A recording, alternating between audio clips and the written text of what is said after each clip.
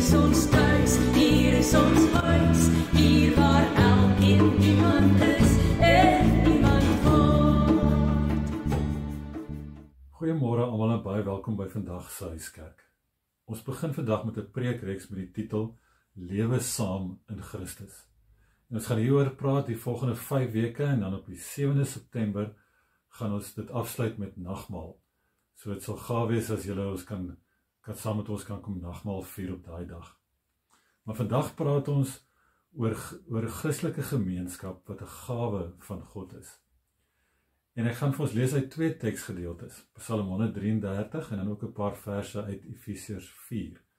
So kom ons lees gou saam Psalm 133. Kyk, hoe goed, hoe mooi is dit as broers en susters saam woon. Dit is soos kosbare olie op die kop wat afloop op die baard van Aaron wat afloop oor die kraag van sy klere. Dit is asof die dou van Hermon afkom op die Sionsberge, want daar beveel die Here sy seun, lewe vir altyd. En dan Efesiërs 4 vers 1 tot 6.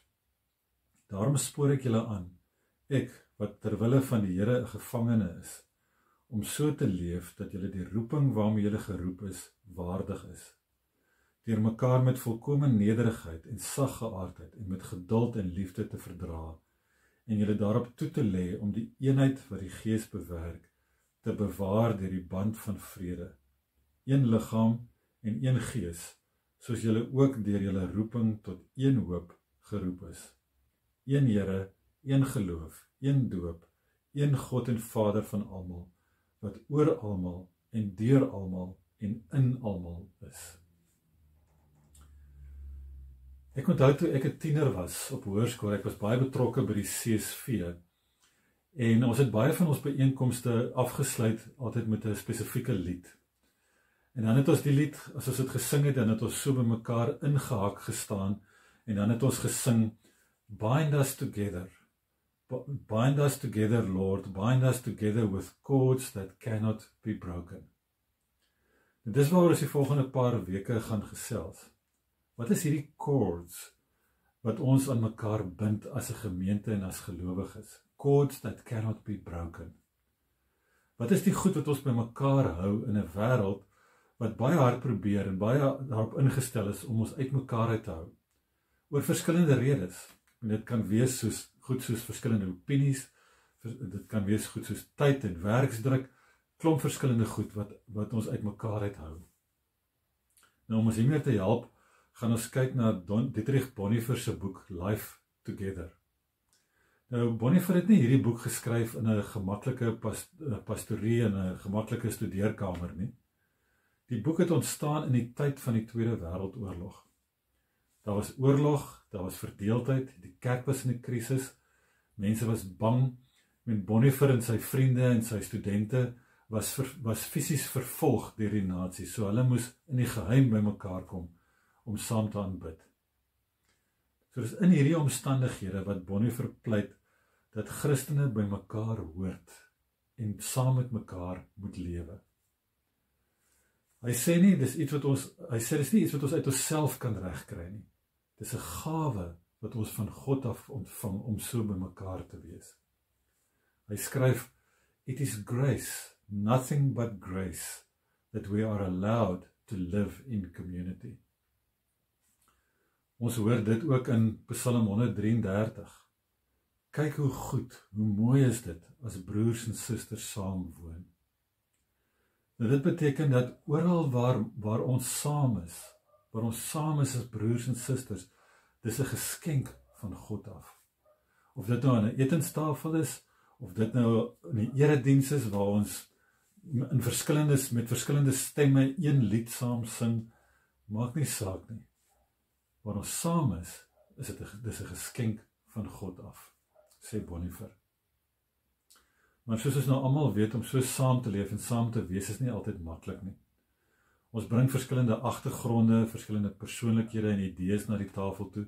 En die ergste van alles is, maar dit die moeilikste waarskynlik maak is dat ons almal dink ons is reg. So ons irriteer mekaar soms wil ons mekaar selfs vermy. Maar Bonhoeffer herinner ons dat hierdie saamwees is nie iets wat ons deur harde werk moet bereik nie.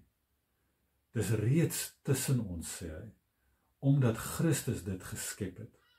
En ons neem net deel daaraan. Christus het dit vir ons gegee en ons neem net deel daaraan. In Efesiërs 4 bevestig Paulus dit ook. Paulus sê, die eenheid tussen ons is geanker in die drie eenheid.